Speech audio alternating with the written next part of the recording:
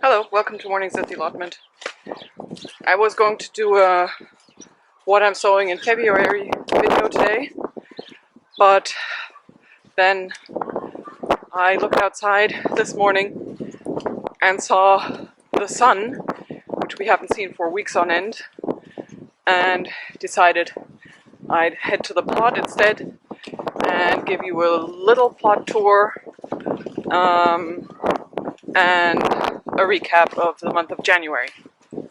So today it's January 30th and it's about 8 degrees. And what we have here at the moment, and I hope you can hear me, is the rest of the storm. It was mostly in the north of Germany, so we didn't get much damage here. Yeah, but it's still very windy, so you may not actually be able to hear me. I won't know until I'm home whether I can actually use this video footage. So I'm walking along our allotment site, and it's usually very empty this time of year, even on weekends. Most people don't grow anything over the winter, no cabbage, kale or anything, no leeks. And oh my gosh, the sunshine, it's so lovely. And look here, love these. I'm hoping they'll spread into our garden as well.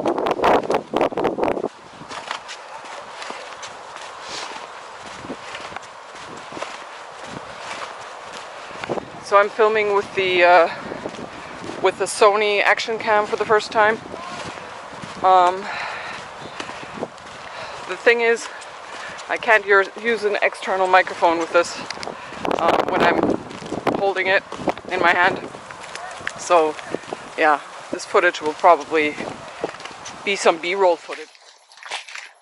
So this is not so much a tour as a kind of summary of what January was like and a quick check to see what needs to be done in February.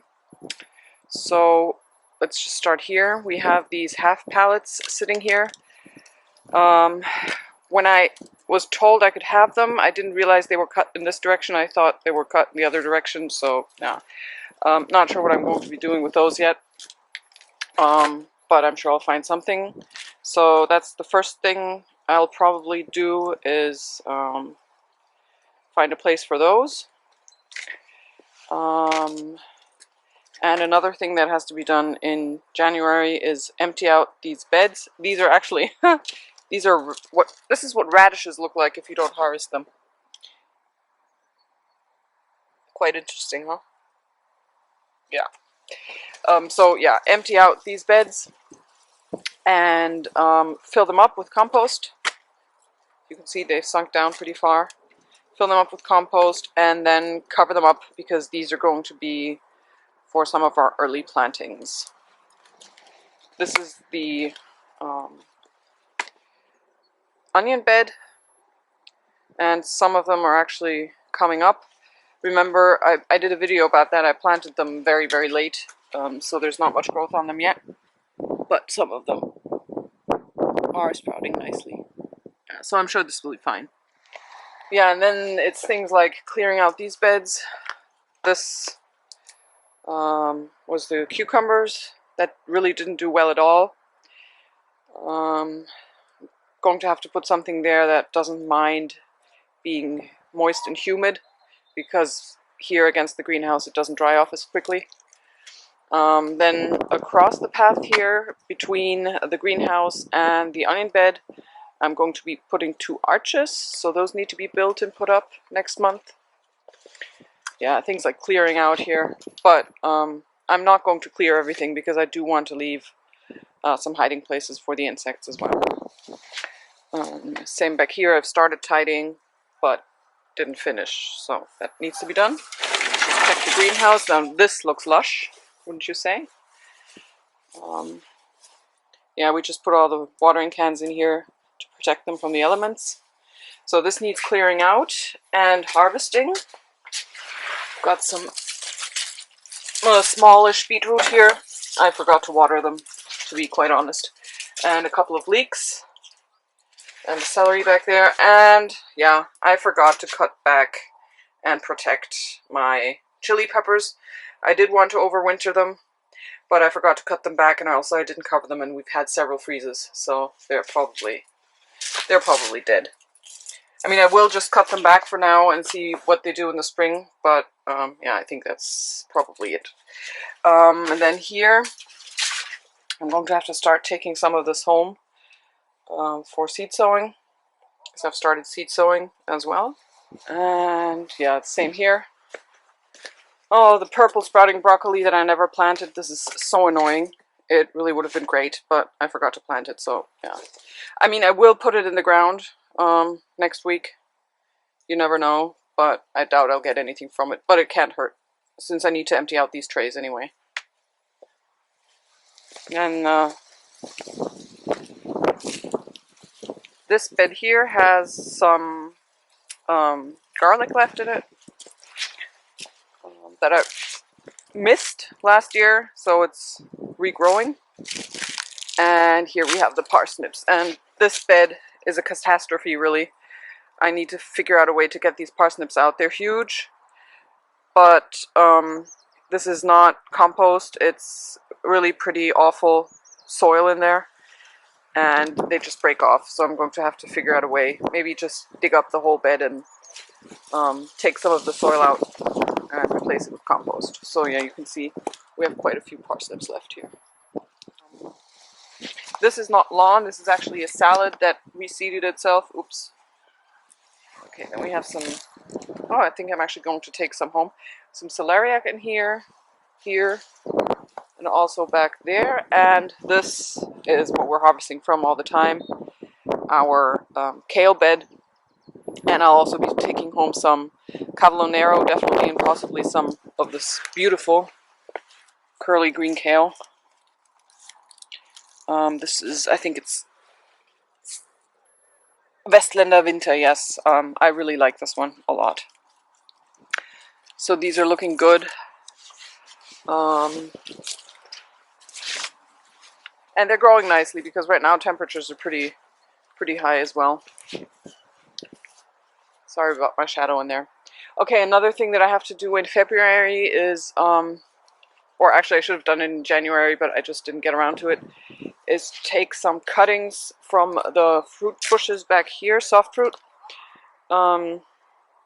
So I need to thin them out, and while I thin them out, I'm also going to take cuttings. So that's definitely something that needs doing within the next couple of weeks. Yeah, and there's some, well, I don't think we're going to harvest anything there. Too many slugs. It's just been too warm. And I've got a couple of leeks left here as well.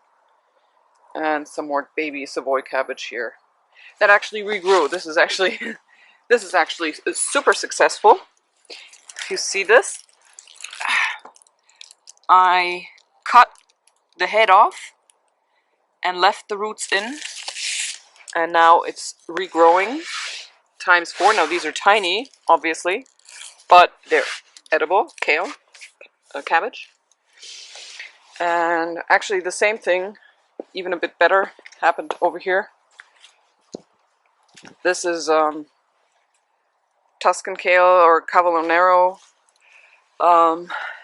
from 2020 that we harvested in the fall and winter, and then I cut it back, and then it started to go to seed in April or May. I need to check. I remember chatting with Liz Zorav about it, so I need to check my messages with her. I kept cutting back anything that was trying to flower, and eventually it just started regrowing leaves. Yeah, so that's really great. Okay, now this is a huge mess back here. This is actually where I'm considering putting in a pond. It's nice and shady, at least in some at some times of the day. During the afternoon, it gets shaded by the shed. So yeah, I think if I put in a pond, it's going to be here. I just need to see what's underneath here. because the ground is very hard and I'm not sure I can actually dig down far enough.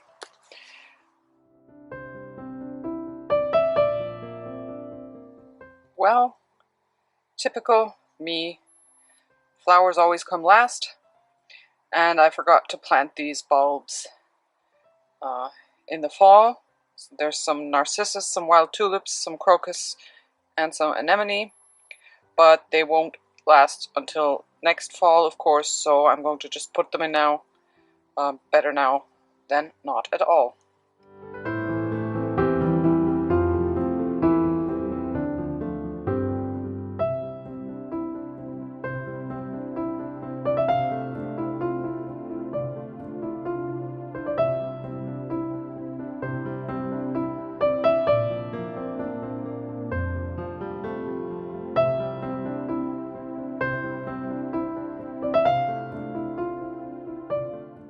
It's such a gorgeous day, it would be a pity not to spend time outside. So I'm just going to take the long way home and walk down this path and then up the other, just to show you a bit. Also because I'm pretty sure that there won't be other people around today, or not too many at least.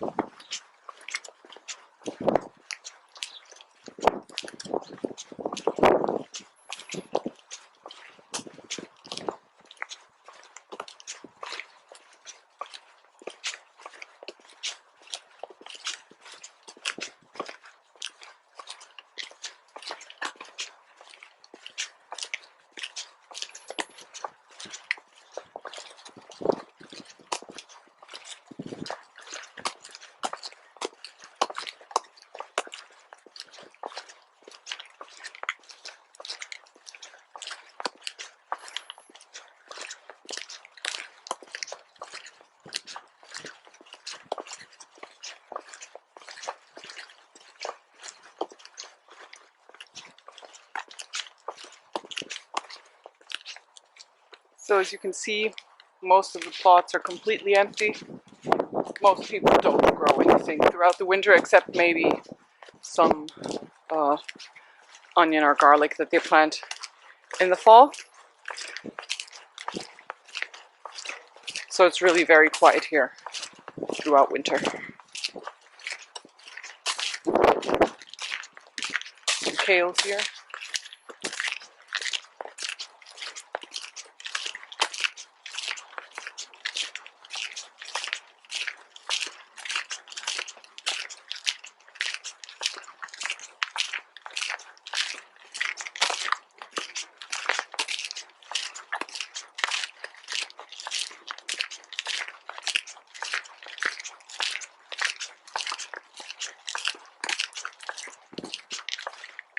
Also, you may notice there's lots of lawn, and we're actually allowed to have a third of our plots for recreational purposes. So most people just put in lawn. The lawn in our plot was much larger. We've been slowly narrowing it down to what we need to entertain my family and putting beds in all around to have more growing space. But sadly, many people here are just happy if they don't have to do too much work, because many people don't have their plots for the food they can grow, but for recreational purposes mainly. And many people just also put in trees to fulfill the 1/3 productive space that we have to have. Yeah, so kind of sad. Okay, let me just open the gate. I have to put my big bucket down to do that. Just a second. Alright, so we're back outside the allotment site. The main gate is open during the day. It is a public space, which is also why I'm filming. But here we're out on regular public land again. Down there is the River Neckar. Yeah. And so we're really close to the water here, which makes for a great microclimate. It's usually 1 or 2 degrees warmer down here than it is where we live, just a couple of 100 yards away.